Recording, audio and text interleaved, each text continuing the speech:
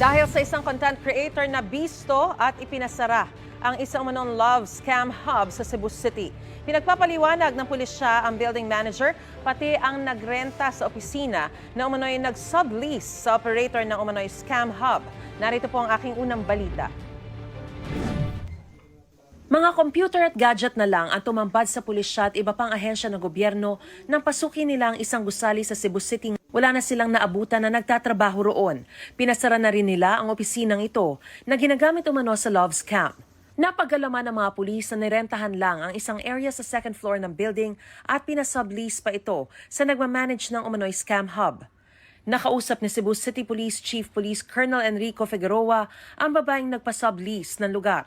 Pero kakausapin pa raw niya ang kanilang abogado. Aware daw po sila and nireport daw po nila sa authority. Yun ang iimbestigahan po natin kung totoo po na nireport nila sa authority.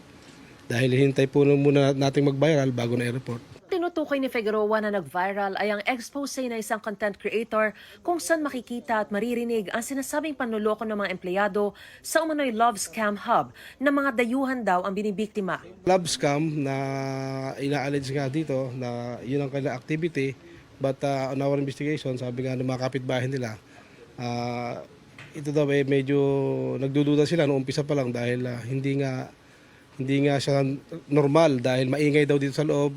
Naka-alarma raw ito ayon sa DICT o Department of Information and Communications Technology. I think in the video, what they caught was they were scamming persons in South Africa. So these are scam hubs, and apparently they have a financier.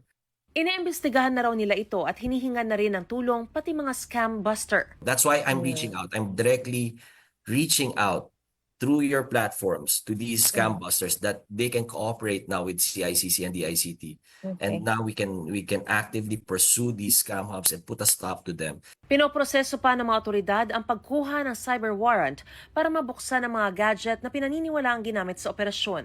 Pinadalhan na rin ng show cause order ang mga nangangasiwa ng building at ang nangupahan na nagpa-sublease sa nag-ooperate ng umano'y scam hub. Nakuha na natin yung listahan ng lahat ng mga empleyadong nagtatrabaho dito. Kaya sila ay binibigyan namin ng pagkakataon na linisin ang kanilang pangalan. Kung sila ay walang kinalaman.